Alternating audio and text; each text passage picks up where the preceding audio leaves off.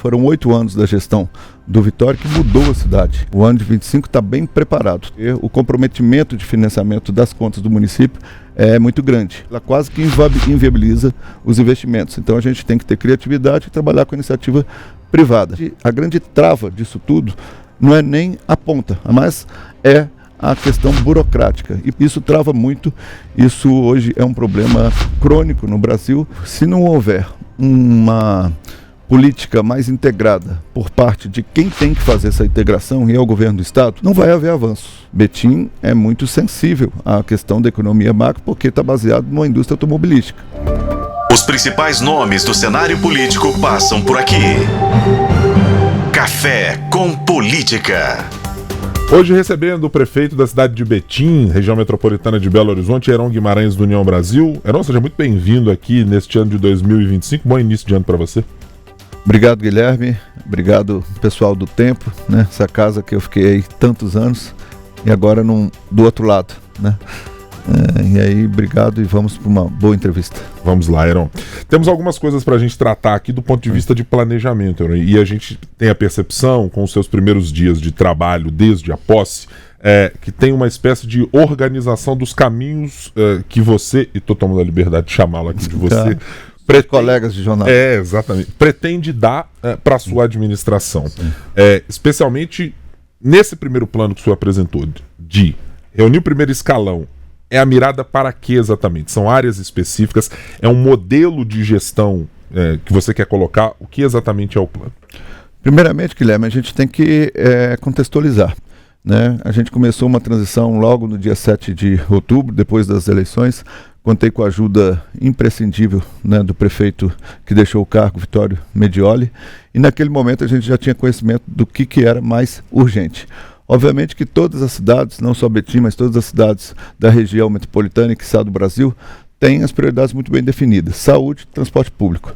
Na questão da saúde, ainda no período de transição, nós já começamos a tomar algumas medidas de transparência. Nós temos lá algumas situações de organizações sociais que nos estavam incomodando. A própria prefeitura chegou a denunciar ao Ministério Público pedindo investigações, que a gente tinha algumas incoerências, algumas incorreções nessas organizações sociais, e juntamente com o prefeito nós tiramos todas aquelas que pudessem nos criar algum tipo de suspeita. Então, no final do ano, nós já substituímos a organização social que administrava o Centro Materno Infantil, as duas UPAs, a UPA Norte e a UPA Alterosa, o Serviço de Oncologia e o Serviço de Nefrologia. Estamos nessa fase, estamos neste momento numa fase de transição das organizações anteriores para as organizações atuais. Algumas nós estamos fazendo contratos emergenciais, até com clínicas credenciadas ao Ministério da Saúde, para a gente não só melhorar a qualidade final, né, na ponta, mas também dar mais transparência. Logo na primeira semana do governo, nós fizemos 19 decretos, que nós chamamos de decretos de arrumação. Ou seja, para conhecer, para administrar, para fazer gestão, seja lá do que for, especialmente do município, a gente precisa conhecer. E esses decretos têm como principal objetivo, nós estamos agora alimentando as comissões que a gente vai criar, para que a gente consiga dar celeridade em 3 principais aspectos: tecnologia, controle, gestão e controle, compliance. Uhum. Entre esses decretos, eu estava dando uma olhada aqui na maioria deles, eles têm, por exemplo, alguns que estão tratando de como fazer um planejamento estratégico do município. Sim. Eu quero primeiro pegar este ponto como guia mestre aqui na nossa conversa. A ideia é que Betim, de 2025 até o final do seu mandato, esteja mais alinhada com tecnologia, de uma melhoria dos atuais serviços, como o senhor está citando, saúde, por exemplo. O que é o planejamento estratégico quer levar Betim para exatamente que lugar? Betim avançou muito entre os anos de 2017 e 2024. Foram 8 anos da gestão do Vitória que mudou a cidade. Betim tinha em 2017 uma dívida de mais de 2 bilhões. Nós tínhamos um problema, uma dívida com Andrade Gutierrez, que era de quase 800 milhões. Eu participei no finalzinho da gestão e nós conseguimos já dar grandes pulos, mas todo o mérito ao prefeito, que conseguiu anular essa dívida de quase 2 bi, entregar a cidade com superávit. Esse superávit tem verbas muito carimbadas, sobretudo verbas da saúde, verbas que são definidas constitucionalmente e a gente tem que aplicar de forma exclusiva na área da saúde, mas conseguimos, por exemplo, eliminar a dívida da Andrade Gutierrez. Era 800 milhões, caiu para 200 milhões, esses 200 milhões foram divididos de 12 vezes e a última prestação foi paga em dezembro. Mas dentro desses decretos, e esse especificamente que você está falando, é dividir a gestão em 3 fases. É o que nós estamos chamando de Betim 90. Por que Betim 90? No ano de 2028, 17 de dezembro de 2028, a gente vai estar entregando essa gestão. E Betim vai estar completando 90 anos de idade, de emancipação, né? Betim foi emancipada em 1938 e no ano de 2028, quando a gente entrega o governo, completa 90 anos de emancipação. E nós vamos dividir esses 4 anos em 3 etapas. Curto prazo, que são esses 100 dias, que são os freios de arrumação. Médio prazo, que é o ano de 2025, que a gente vai preparar as licitações, preparar toda a cidade. Nós temos 2 grandes licitações para fazer, uma de transporte público e outra do serviço de limpeza urbana. E grandes obras já engatilhadas que a gente precisa colocar em prática. Nós temos obras do aeroporto, que deve ser concluído entre os anos de 26 e 27. Tem grandes avenidas, corredores que mais parecem estradas do que vias urbanas. Nós temos aí parcerias com o Estado para ligar a Via Expressa até Brumadinho. E ontem nós tivemos com o secretário Gustavo Valadares e a secretária Luísa Barreto, já conseguindo a liberação desse recurso para fazer essa ligação entre a Via Expressa, né, que termina, que parte de Contagem, termina em Betim, e a gente, juntamente com o governo do Estado e a Prefeitura de Brumadinho, vamos levar até o Inhotim. E também o grande desafio nosso, que é o Rodoanel. Então, isso é o que nós estamos chamando de médio prazo. E longo prazo é o próprio PPA, né, o Plano Plurianual, que é uma obrigação que deve ser prevista por lei, e a gente vai colocar em prática e batizá-lo de Betim 90.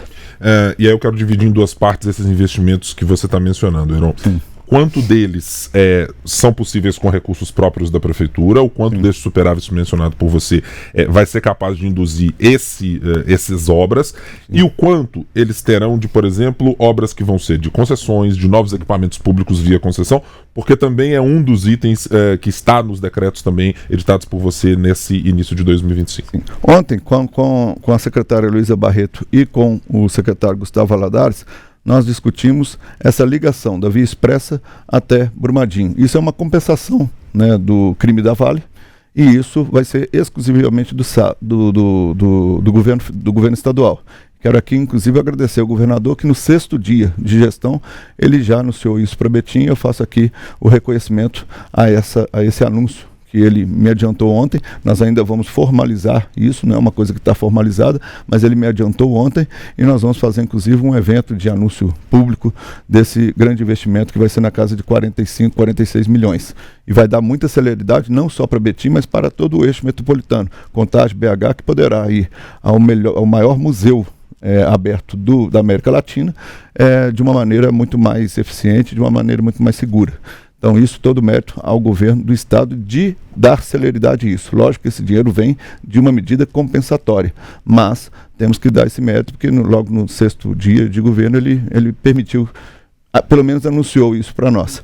Outro é o anel rodoviário, né, o Rodoanel. É uma divergência entre o projeto do governo do Estado e o que o município acha que é importante. Também nessa reunião nós já começamos a destravar alguns debates que a gente tem e algumas situações que a gente não concorda. Nós vamos avançar nesse debate, mas nós já temos, inclusive, parcerias, né? O Vitório, né, o antigo prefeito, e que brilhantemente fez o que a gente chama lá de termo de ajustamento municipal, que trabalhou com a empresa privada para conseguir realizar as obras, porque o comprometimento de financiamento das contas do município é muito grande, né? Os recursos que a gente investe na saúde, na educação, ou seja, aquelas verbas que são obrigatórias, ela quase que inviabiliza os investimentos. Então a gente tem que ter criatividade e trabalhar com a iniciativa privada.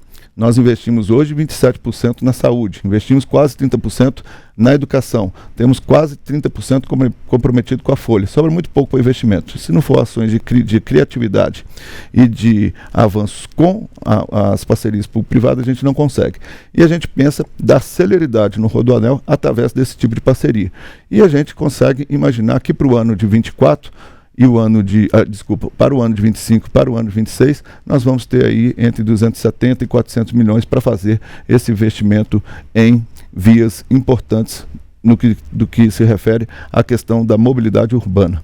Mas temos a prioridade da saúde. Nós temos o grande desafio, eu sempre falei que era na campanha, eu falei em outras entrevistas que eu concedi, eu sempre falo, que é saúde e transporte público. Isso é o que mais interessa ao cidadão. Mas lá na prefeitura, eu já vejo que a grande trava disso tudo não é nem a ponta, apesar do dinheiro faltar na ponta, mas é a questão burocrática. E por isso nós vamos investir muito no setor de administração para a gente avançar, sobretudo nos processos licitatórios. Isso trava muito, isso hoje é um problema crônico no Brasil, com a mudança da lei, né, de licitações, isso também ficou mais intensificado, e dentro do nosso objetivo é de reforçar essa questão das compras e licitações para a gente startar todas as obras que a gente já tem programada. Nós temos 7 escolas para serem construídas ainda no ano de 25, nós temos pelo menos 8 creches para ser construídas no ano de 25, nós temos um viaduto que liga o bairro Jardim Teresópolis, que é o maior aglomerado de Minas, a uma outra região de Betim, que precisa ser licitado. Nós temos o anexo do hospital regional para ser construído, é um prédio de 6 andares, tudo isso tem verba. A nossa maior dificuldade é a burocracia em licitar, e esses decretos vêm justamente para poder agilizar isso. Quero perguntar também sobre o ponto do transporte público, Heron, porque há, evidentemente, uma grande preocupação, que ela vai ser capitaneada por Belo Horizonte, porque tem um contrato também para fazer, mas no bojo disso todo mundo está tentando olhar para uma perspectiva de transporte público intermunicipal que seja melhorado, quer dizer, com as melhorias dos contratos individuais dos municípios, que haja alguma maneira de fazer uma discussão melhor com o governo do estado participando necessariamente. Que cenário você vê para essa possibilidade de, acoplando todos esses contratos, fazer alguma melhoria tanto para a cidade de Betim, quanto para a Contagem, quanto no transporte intermunicipal? Vou ser muito direto e objetivo. Se não houver uma política mais integrada por parte de quem tem que fazer essa integração, e é o governo do estado, né, de propor junto com Betim, junto com Contagem e junto com BH, que são as 3 principais cidades, e também inclui aí Nova Lima, por causa né, no alto aí das 6 pistas, e na divisa de BH com Nova Lima, não vai haver avanço. Não tem como ter avanço se não tiver um órgão superior fazendo a gestão disso, e uma gestão efetiva. Da forma que está, vai continuar a mesma coisa. Terá aí uma renovação da frota, Betim, inclusive, vai ser beneficiado com essa renovação da frota, mas é simplesmente tirar um ônibus velho e colocar um ônibus novo. Eu nem sei se esses ônibus, eu ainda não sei se esses ônibus estão à altura do que a população precisa, né, ou que merece. Agora, o sistema de integração da região metropolitana tem que ser mais visto e tem que ser cuidado de uma forma mais eficiente. Por nossa parte, o sistema de transporte de Betim ele tem uma peculiaridade: 70% do transporte de Betim ele é feito pelo transporte de baixa capacidade, os concessionários de baixa capacidade, os vans, ônibus menores, as cooperativas, né? Nós temos 2 cooperativas que associam lá motoristas. Era o antigo transporte alternativo, eram antigos combeiros que viraram perueiros, depois transporte alternativo e hoje transporte de baixa capacidade. 70% do transporte coletivo de Betim é operado por esse sistema que está sub júdice. Ou seja, teve uma ação que o transporte convencional entrou contra esse transporte alternativo, e a gente está tentando resolver isso aí da melhor forma possível para que o serviço não pare. E os outros 30% é um transporte convencional, como é em BH, empresa de ônibus, né, grupos, né, empresariais, que venceu no dia 5 de novembro e conseguimos, através de uma articulação na Câmara, 6 meses renováveis por mais 6 meses para a gente construir um edital à altura do usuário final e a partir daí fazer uma nova licitação.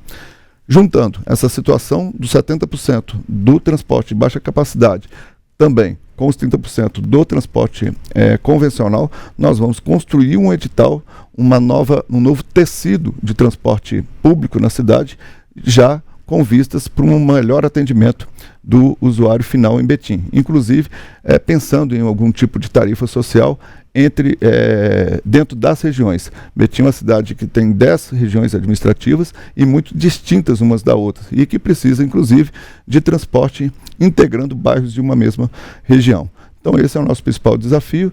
Dentro desses decretos existe inclusive um que cria a comissão de modernização da gestão, inclusive para poder aumentar a agilidade na questão das licitações, compras e licitações.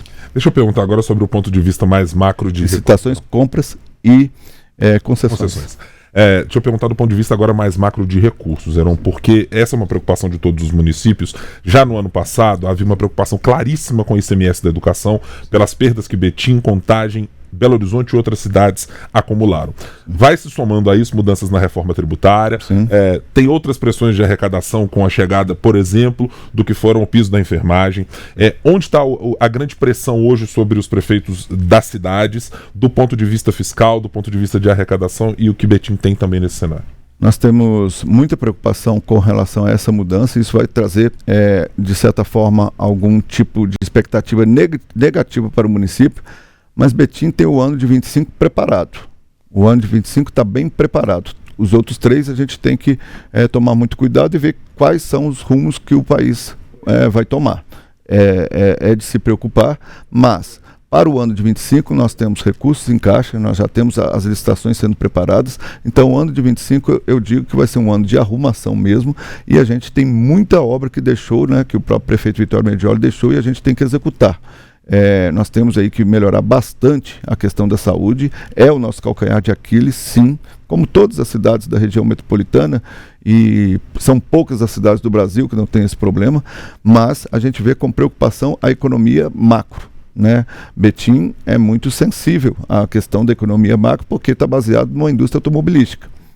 Tá baseado numa indústria que é muito sensível à questão do câmbio, à questão do poder de compra do cidadão. Taxa de juros, então. Taxa de juros, né? Geralmente quem compra carro financiado, e com taxa alta não vai deixar de comprar carro, e Betim está muito... A Stellantis é o segundo arrecadador de Betim, só perde para a Regap, que está indo bem, tá legal a questão da arrecadação, mas também fizemos um dever de casa. Foram 8 anos, fizemos, que eu fiz parte do governo passado também, e a gente fez um dever de casa interessante, porque nós estamos, de certa forma, mudando o eixo da cidade também. Nós não estamos baseando simplesmente na indústria. Nós tivemos aí a atração de Amazon, a atração de Mercado Livre, a criação de 8 distritos industriais, e isso diversifica a economia, focando bastante na questão da logística e da indústria nova. O aeroporto também é uma dessas mudanças de eixo que a gente tem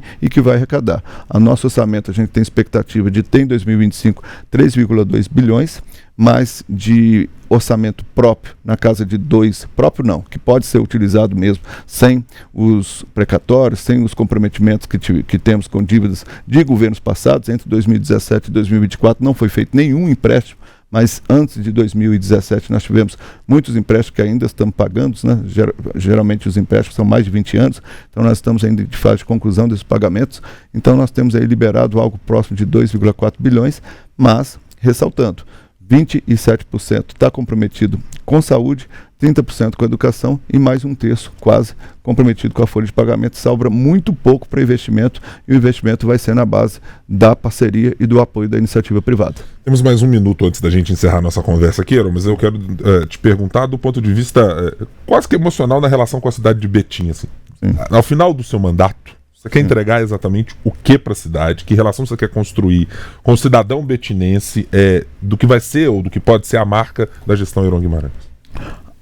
Honestidade, sobretudo. Eu entro com o CPF limpo e quero deixar a cidade em 2028 com esse mesmo CPF. E eficiência. Nós temos aí um tripé. Nós temos um tripé administrativo-financeiro, baseado na Secretaria de Administração, na Secretaria de Finanças, na Secretaria de Fazenda, e que vamos propor uma reforma administrativa, juntar essas 3 secretarias numa Secretaria Especial de Gestão e Finanças. Nós temos um tripé, que é um tripé de controle, que vamos juntar ouvidoria, controladoria e auditoria numa Secretaria de Compliance, e um tripé, e um terceiro uma terceira parte desse tripé, que é uma Secretaria de Desenvolvimento Urbano, que vai juntar nessa secretaria obras e a empresa de serviços nossa, que cuida do tapa-buraco, que cuida do recolhimento de lixo, com o urbanismo e com uma política habitacional eficiente. Fazendo a regularização fundiária, que a cidade precisa muito dessa política de regularização fundiária e também de melhorias habitacionais. Óbvio que nós vamos priorizar.